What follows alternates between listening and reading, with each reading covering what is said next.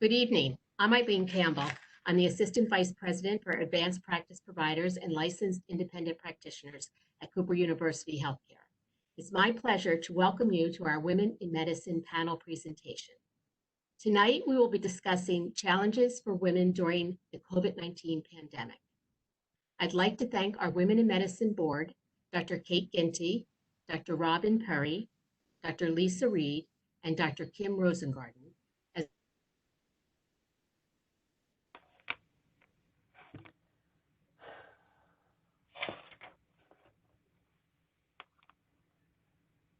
serve as the moderator, and we'll begin with introducing our panelists, all of whom are part of Cooper University Healthcare. Dr. Lisa Cicero, Associate Program Director, Internal Medicine, Co-Chair, Physician Engagement, Chair, GME Wellness, and Course Director, Selectives in the Medical Humanities. Dr. Andrea Russo, Professor of Medicine, Cooper Medical School of Rowan University. Director, Cardiac Electrophysiology and Arrhythmia Services. Director, Clinical Cardiac Electrophysiology Fellowship. Director, Cardiovascular Research, Cooper University Hospital.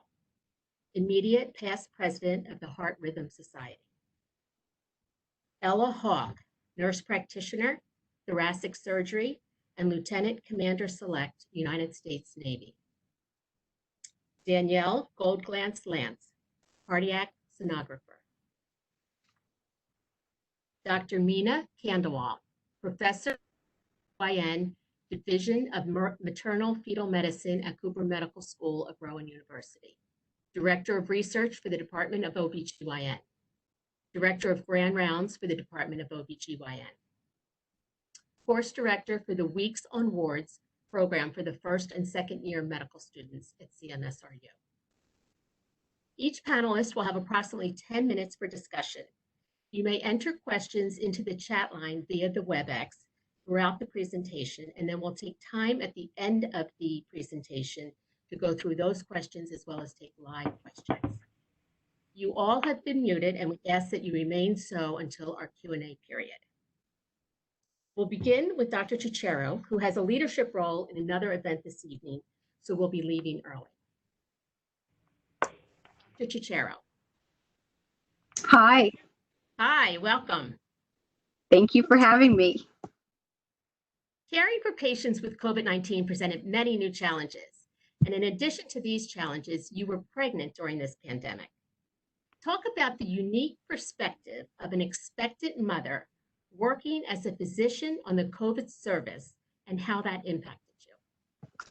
So I actually didn't know that I was pregnant until probably like a little bit into COVID. So my husband is also critical care, and he had been intubating a COVID positive patient, and he got really sick, and then I got really sick, and I just never got better. And that's my MO when I'm pregnant. So I was like, oh goodness. So it was a little unexpected. But you always worry about every pregnancy, and probably I would have been much more worried if this had not been my first, but I have 5 other children at home. So, it does somewhat put things into perspective, but, you always worry. And every time there's an article that comes out, or, there's a citation that pops up on your cell phone about research in pregnant women, you certainly do worry about what could happen. But that being said, I still saw patients on the COVID floors. I had 3-4 layers of PPE on, and I think a lot of times we're so used to taking care of patients that we have that muscle memory, and it's just what we do. So and me, as with everyone else, we still have to go grocery shopping. We still have to do everything else that we have to do, whether it's a pandemic or not. So I think those other roles and responsibilities do help put things into perspective. But certainly it did. It was an added layer of concern, and maybe in 5 years we'll find out something about COVID that we didn't know in pregnancy. But for right now, I just have to hope for the best. And my little one's safely tucked in there right now. So for another month and a half. So I think that's those were certainly discussions and issues throughout what to do with staff in general, but then what to do with the Right. pregnant, Right. was an additional concern. Exactly. And, But I was answering a lot of the COVID-19 questions, those emails that came in.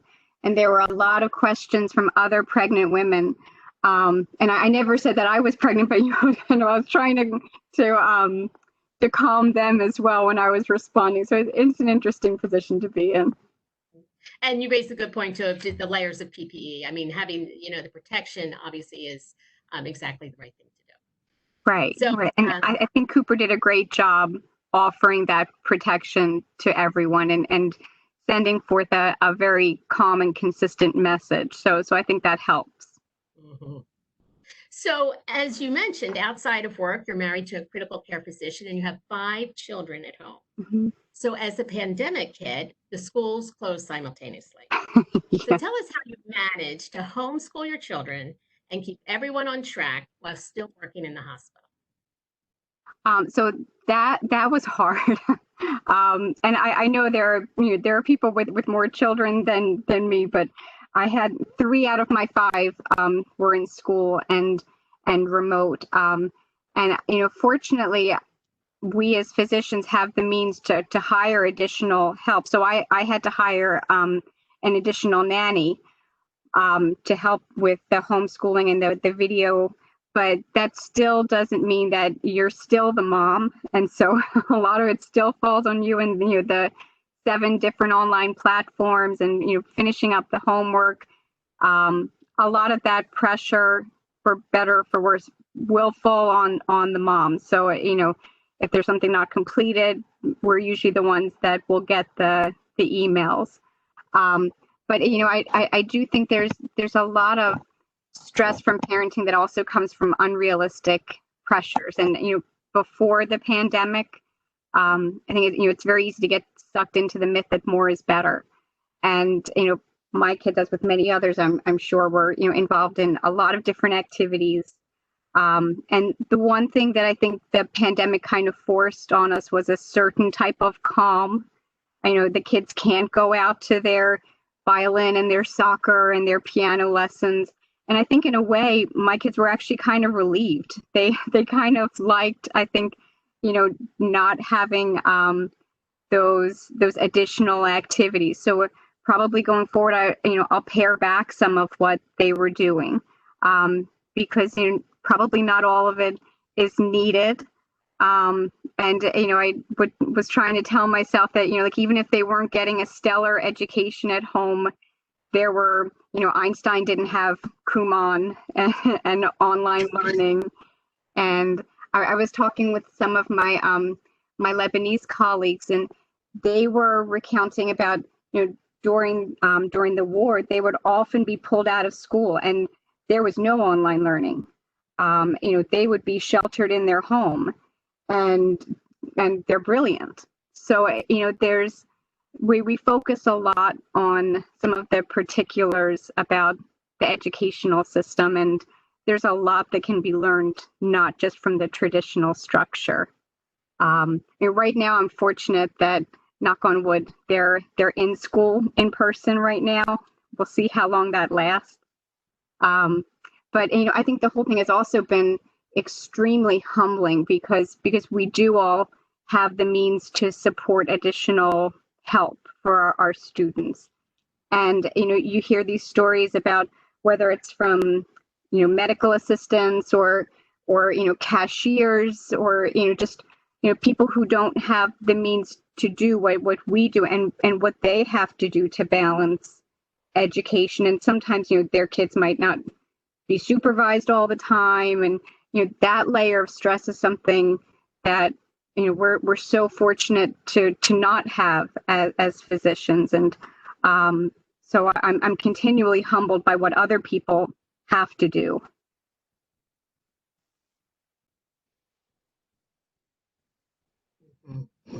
Yeah, and you raise a good point in really reassessing what we can let go of, and really just what we really need. Right. And I think we all learned that.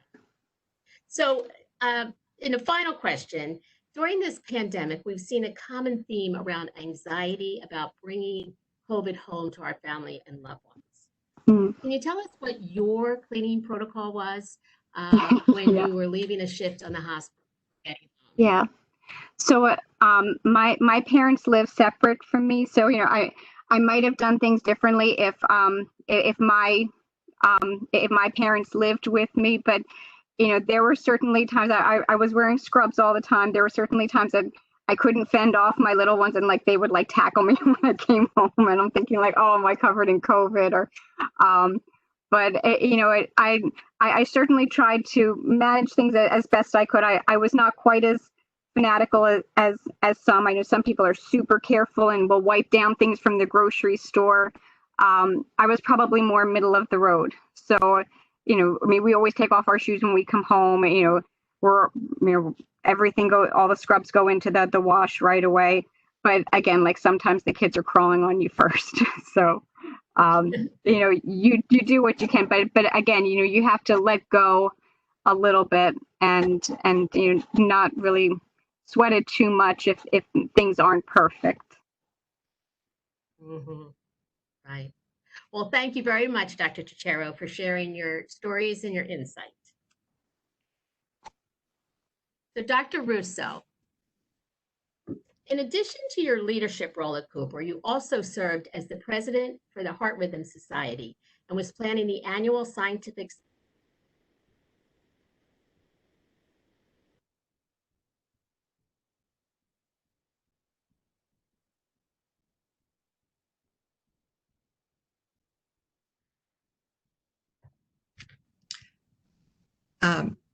Okay, thank you for that question. Thank you so much. This is really wonderful. And I just realized after hearing Lisa just really how easy I have it compared to 5 children there.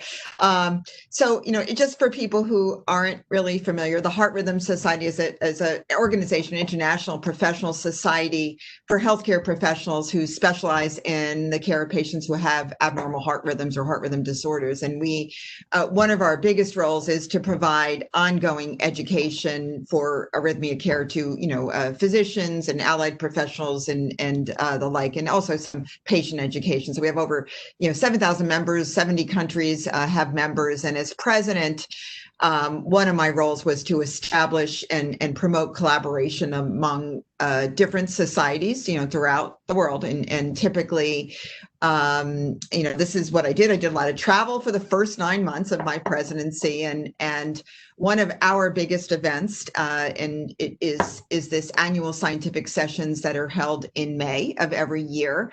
And so then suddenly, in March, we're realizing that this meeting is, certainly in jeopardy. This is a place where members learn, get all their, CME, MOC credits and all these things. And they also present their original science. And then suddenly in March, everything stops and everything, all this is in jeopardy. And so we have to figure out, very quickly how to provide this type of education and how to, this also has financial ramifications for the society. And then we also have to think about, there's this virus, right? And we know that it can impact on the heart, and what do we need to know about that, and to educate members on how to deal with COVID-19 in general. So we did a few things, and we created this COVID-19 Rapid Response Task Force that included volunteers from a variety of different committees in the Heart Rhythm Society, as well as members at large. And we also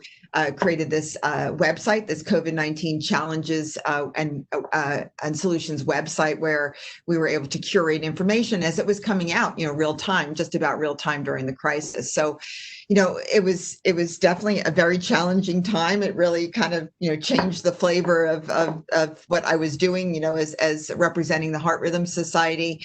But I think just really the thing, if there could be any silver lining in something like this, like in a pandemic, we were, really It fostered teamwork, it fostered collaboration, and was really, an amazing silver lining during this really, unprecedented time. So, it was a great experience and learning experience, but certainly a challenge. Mm-hmm. So as the leader, not only at the local level, but as you mentioned, national and really international level, you had opportunities to really collaborate across the world.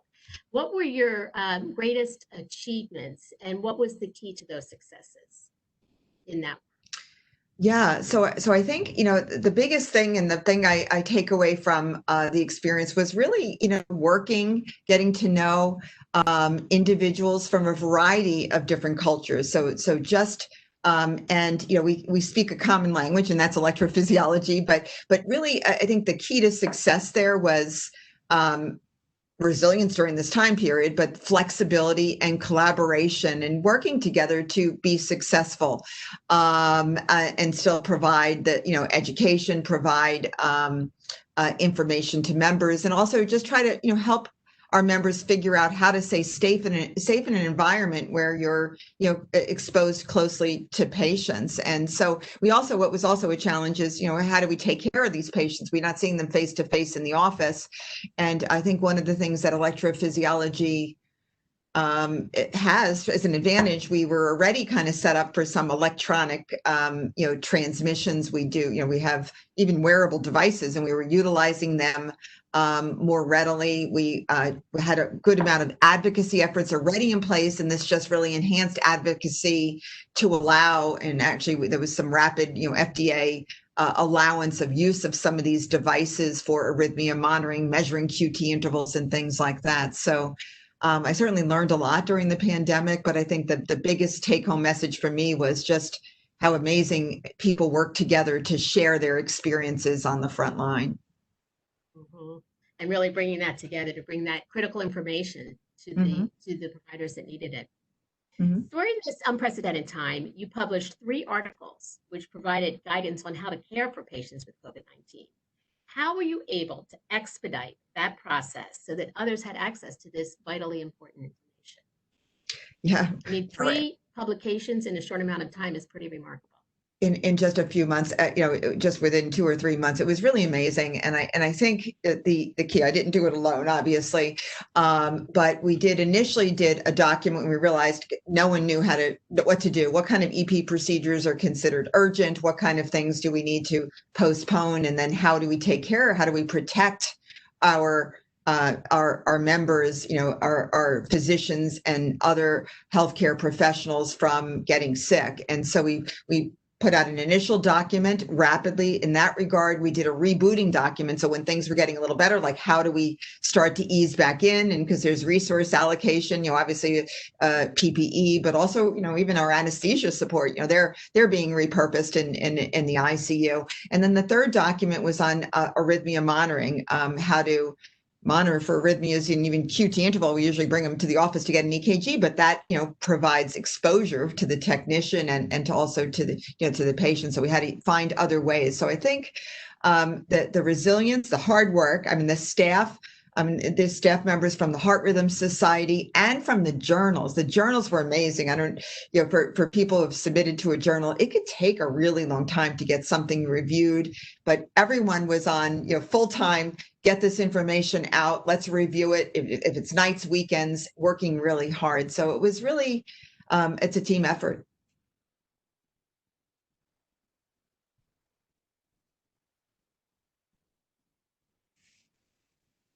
Thank you. Thank you. Well, I think what we hear is, again, the teamwork and the flexibility is so critical to really the successes that people have experienced. But your teamwork certainly expanded beyond the footprint of Cooper Hospital. So thank you for sharing your story. Oh, thank you. Ella Hawk. Ella is not able to be on by camera, so she is on by audio. Can you hear me, Ella? Ella, we can't hear you. Are you on mute?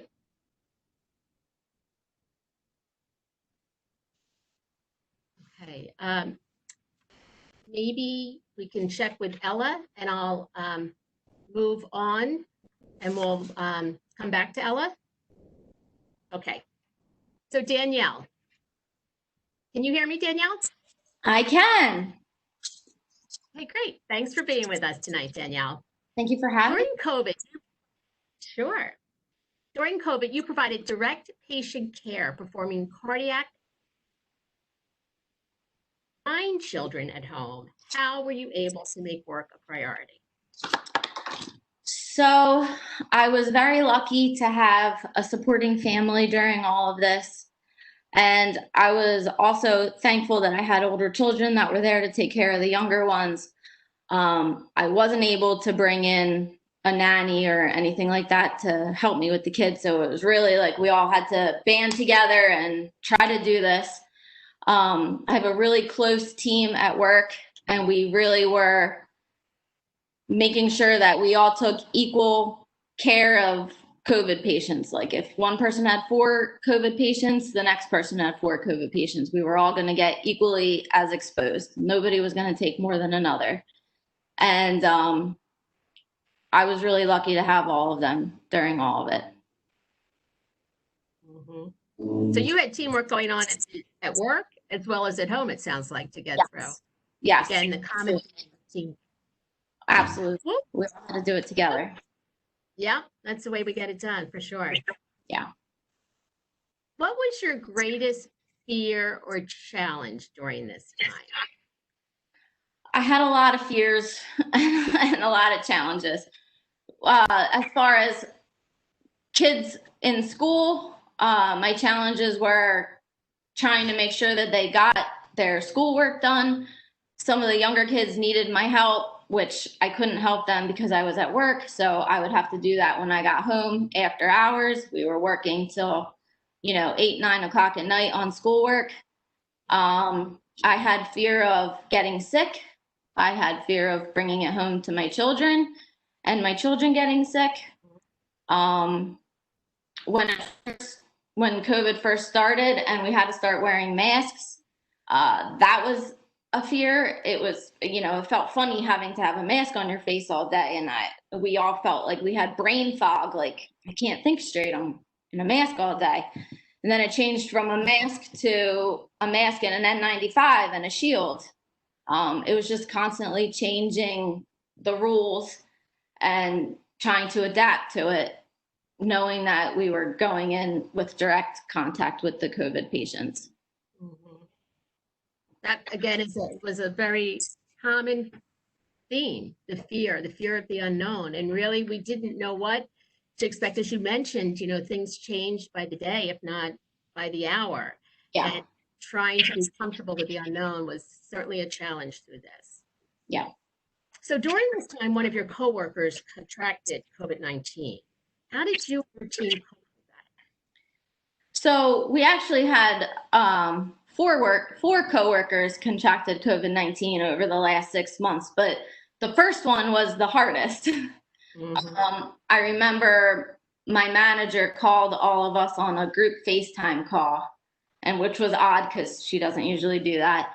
And she told us that our coworker had COVID-19, and it was kind of like a shock for all of us. Some of us were crying. Some of us were just scared and didn't know what to say. My fear immediately was telling my husband, because he already didn't really want me in the house. And now I have to tell him that one of my close coworkers actually was positive, and I didn't know if my kids had it and I already had it. It was very scary. I had to implement fever checks, temperature checks on myself and all of my kids for the first week because I was so scared that I had it or somebody else had it. And then we didn't know how to handle it at work. Were we all going to be quarantined? Was the entire Echo Lab going to get taken out? And, but we weren't. We were just told that if we weren't exhibiting symptoms to keep coming to work. So we did. We all did. Not one of us called out. Not one day. Wow. We were all there.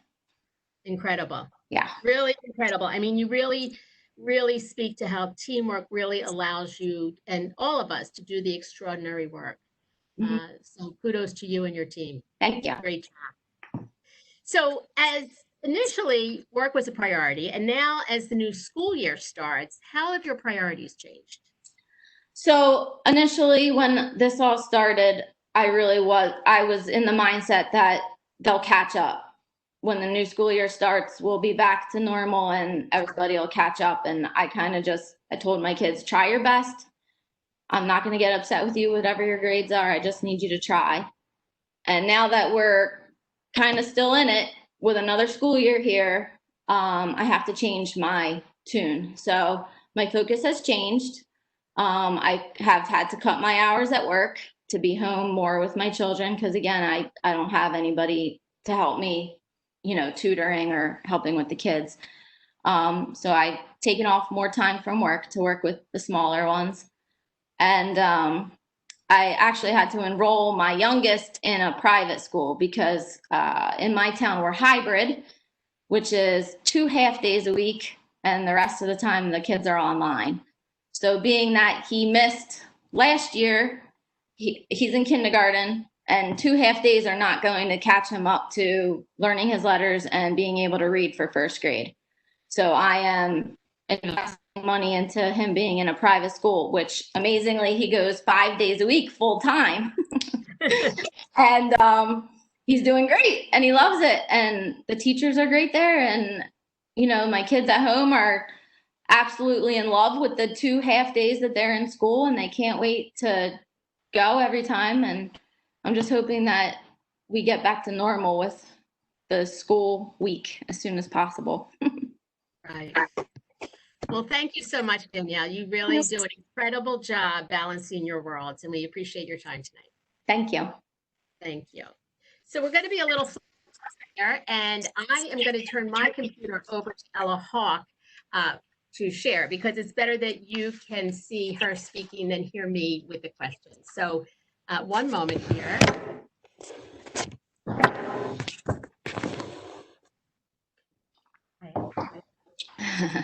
So Ella, when you received your call from the United States Navy that you were being deployed in 48 hours to New York City in the peak of the pandemic, what emotions were you experiencing? Initially, fear. Fear gripped me so hard. An overwhelming sense of panic and anxiety. My heart was racing because with this call came and by the way, you have to report within 48 hours. Then all the, what do I do? What do I do with my house? What do I do with my kids? What's going to happen with all my bills? And like with most Americans, we were on the very cusp of the pandemic, and we had all seen the news and the cries for help from New York. Elmhurst Hospital and Bellevue Hospital were in the news regularly, and Governor Cuomo pleaded for healthcare workers to come to the city of New York. New York City was the last place I wanted to be. They were reporting death numbers over 100 a day, and New York City was just getting hard hit. So it was very emotional. I was overwhelmed with a combination of emotions: fear, anxiety, and panic, sheer panic. So during your time in the ICU at Bellevue Hospital, you saw death in a magnitude like never before in your career. How were you able to mitigate the psychological impact and maintain a sense of hope amidst such despair? Well, prayer for protection, to utilize my experience as a critical care nurse and a thoracic surgery nurse practitioner to help someone else, to stand in the gap for the family members or loved ones who could not be present, for comfort in transition. We had battle buddies, whereupon which we were paired with a partner, shipmate, with whom who would help run, uh, get any supplies that you needed, help to mix drugs, and just help with the overall care for the patient. Taking a moment of personal hygiene, um, taking a moment for personal hygiene and care, intentional acts of kindness, shaving or combing someone's hair, FaceTiming, calling a family member for updates or being there in the last moments of a person's life, holding their hand, reassuring them that they were safe and loved. With the mindset of service and selflessness, when you help others, it lifts your spirits. We rise by lifting others. So it's beautiful to hear how you humanized your care, really amidst all of the scripts and codes and events and life-saving tasks, really, that you were performing every day, yet you were able to really have that human touch. And it's so interesting with the separation, yet people found the way for connection. Yes. So on a personal level, you were going through many challenges at home while caring for the critically ill in New York City. How did you run a household and manage family responsibilities from a distance? Oh my gosh, that was interesting. I was able to do all my bills electronically, including my car note and mortgage. However, there were still great concerns. The schools had just gone to a virtual platform a week prior to my mobilization. I was just getting my head wrapped around the fact that all education would be distance learning. How would my son adjust? What if he had questions and could not get the proper help? How accessible would the teachers be? And oh my God, there's math. Who's going to help him with that? And and I was newly separated at that time, and my now ex-husband had just moved out. I rallied my resources. Family and close friends all stepped up to stand in the gap. My Cooper family was extremely helpful and reassuring. They had my back. Even in the midst of preparing for the pandemic, they would most certainly consume, that would most certainly consume our own hospital. Our oldest daughter moved back in to cook and help keep watch over my son. And I set up auto delivery for the groceries. My village had assembled. I micromanaged my 15-year-old son's learning from afar. I woke him up at 7 a.m. with a phone call every morning except on weekends. Amidst much sighing, moaning, and rolling of his eyes, he adjusted very well. It was I who was having a hard time adjusting to not being home. But somehow he knew this. Since I was torn between my duty as a military member and my desperate need to be a mom and be there for my children during this national crisis. He always reassured me that he was fine and for me not to worry. My middle daughter was keeper of my house, and my oldest was the overseer. And to say that I am beyond proud of how they handled everything is an understatement. Close family and friends were always available to assist, reassure, and come to their aid, and for that, I am eternally grateful. Beautiful story. As our situations often change, but many times our responsibilities may remain the same. Yes. And so balancing that is always a challenge. I love the concept of battle buddies.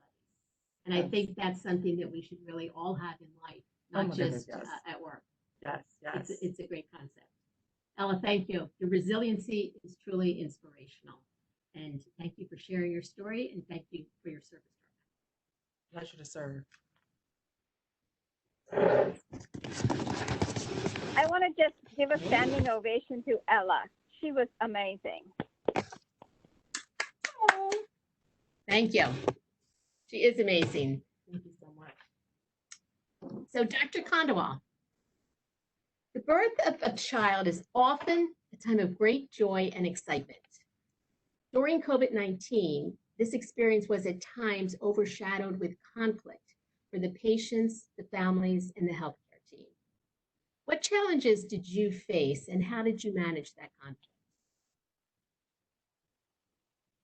So thank you for asking me the question and letting me be on the panel. But I'll tell you, we always talk about patients, what they experience, but providers also experience a lot of conflict in this time because we are so used to having family members with patients that we often take it for granted, you know, either for history, elaboration, for support that they need.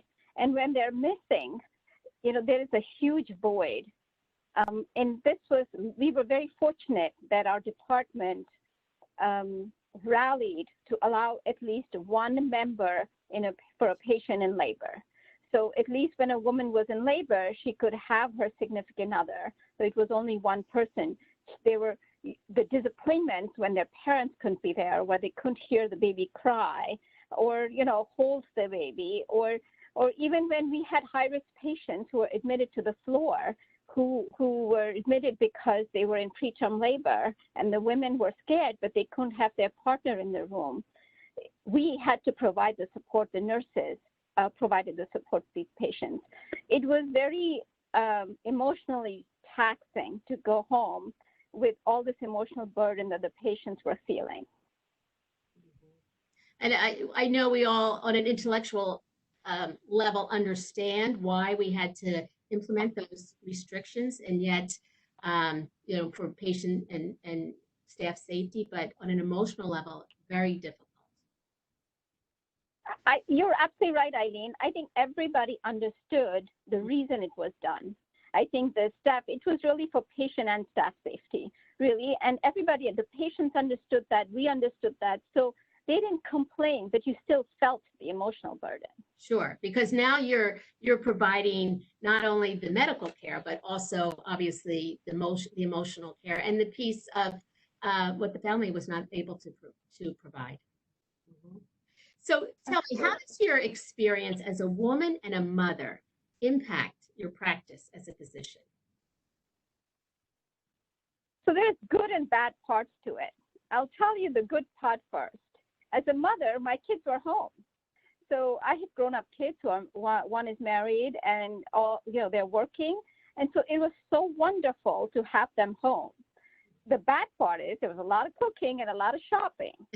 And I was terrified for them and my husband, because in the early days, and it to now, COVID really affected men more. The mortality was higher in males than in females. And I was scared for that. My husband's a cardiologist, and he was going to work also every day. So, and I have a mother-in-law who lives with me who's 79 that we take care of. So first we grounded her. She has been grounded in our home for the last 5-6 months. My husband and I change our scrubs before we leave the hospital. So we wear our scrubs and we change our clothes before we go home. First thing we do is we wash our hands. We are a little bit crazy. When I was the only one who went grocery shopping because we had so many people in my house. Instacart and thing was, it wouldn't have been adequate. But I would, the only person I wouldn't let my kids go because I wanted them to stay home. There was a lot of education we had to go through because nobody knows how to wear a mask outside of healthcare providers. And everybody, if we hate them, can you imagine, people who have nothing to do with medicine, and none of my kids are in medicine, they did not like wearing masks, so constantly educating them. It was repetition after repetition. I had to make little packets of Ziploc bags with all the necessities, a little sanitizer, mask, different type of mask, so whenever they wanted to, just so they could do each one with their names on it, just so they could use it because there was an excuse I can't find it. And I'm really glad I did that because even now when they left after 2 months, they left, each one still have that little bag and they're very particular and I've taught them the importance. So I'm proud of that. I was able to do that. And I'm glad in that case I was a healthcare provider who knew how I could educate my kids. So it was tough as a mother, but there was also an advantage and a silver lining to it. Mm-hmm. So it's interesting because we've talked a lot about having young children at home for those mothers of 5 and 9 and others. And then there's the flip side of it, having our adult children come back home. And that's a whole different perspective. Yeah. So thank you all for sharing your stories and your insight and really the tremendous work that you've done throughout this time, despite the many challenges. I would like to open up and ask if we have any questions on the chat line that we can address by our panelists. Rosaria, are you able to see if there are any questions on the chat line? I am. We don't have any questions yet, but I did want to throw one out there actually myself for those who were going back and forth from work every day, what was that like, holding on to that kind of emotional burden from your coworkers as well? Because you're all there supporting each other through this time too. So was that like an additional fear or an additional camaraderie?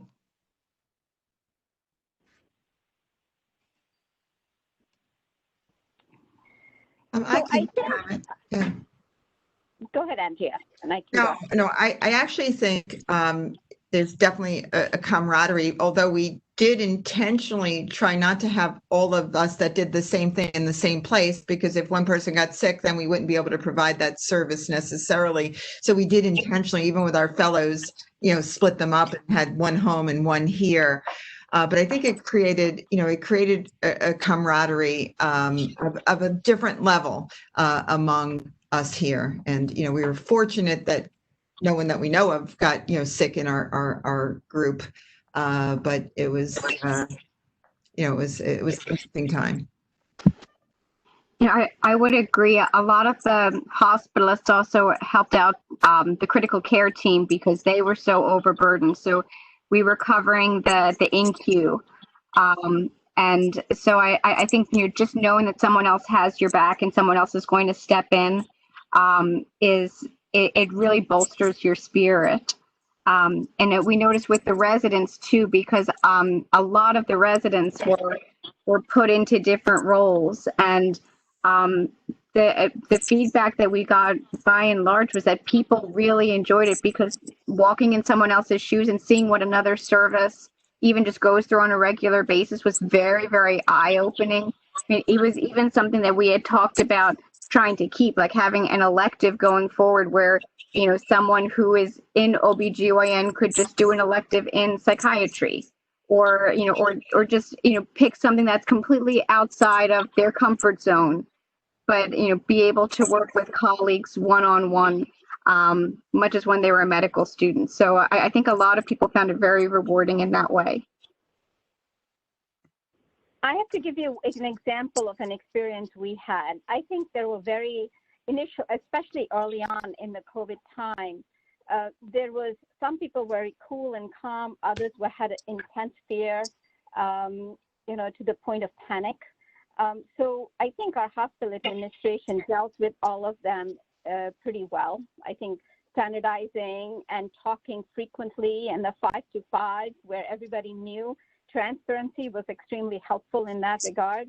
I want to give you an example of a patient we had who was pregnant, and her husband was a critical care physician actively taking care of COVID-19 patients in the ICU. And they had a real fear of extracting, and he actually had to got a room next to Cooper so he wouldn't expose his pregnant wife to COVID-19. And, his parents and her parents were very fearful because they were in the older, high-risk age group. So I can even imagine what he was going through, being separated from his wife and the unborn child during the 3rd trimester. And, our limitations, our rules were that only a father's leave was only allowed if the patient was in active labor. So when she came in for her testing, or when she came in for, evaluation and triage in early labor, he could not be with her. And it was so heartbreaking and very conflicting for me. Here is an ICU physician who's saving lives and working for us, and we can't let him be with his wife. So it was, a conflicting experience, and it was nice that she was in labor and he was able to be with her. And I was very thankful for that. But, these kind of conflicts, I think everyone faced.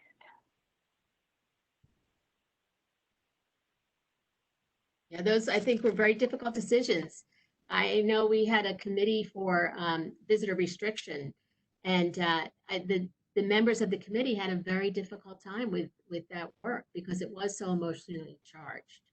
But I think that the theme of helping each other, I know what I saw from, as Dr. Chicheo mentioned, people were crossing over into areas that was outside of their comfort zone, offering to help. And really what I noticed was people would offer to help first and then ask what needed to be done.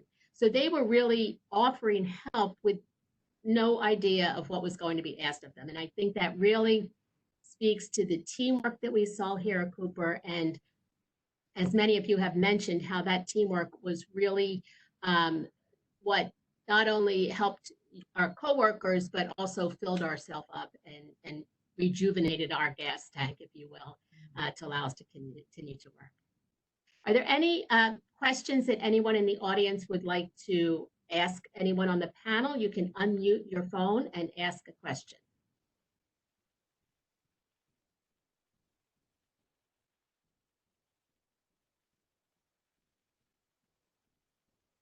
If anybody's asking a question, please unmute.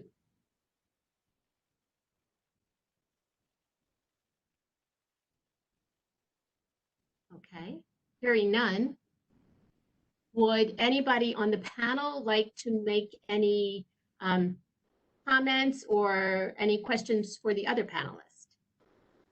I just think this was amazing to hear everyone's, story. We've all lived through it, but the variations in experience, but everyone has just a really heartfelt, story to tell about this experience. And it really, and I do think what was said earlier is that we were fortunate here, and I know colleagues at other centers, weren't necessarily given the same kind of protection, the same kind of, the 5 at 5, that the transparency and to the best of our ability and our knowledge to know what to expect and what to do to protect ourselves. And we're very fortunate to have had that here at Cooper.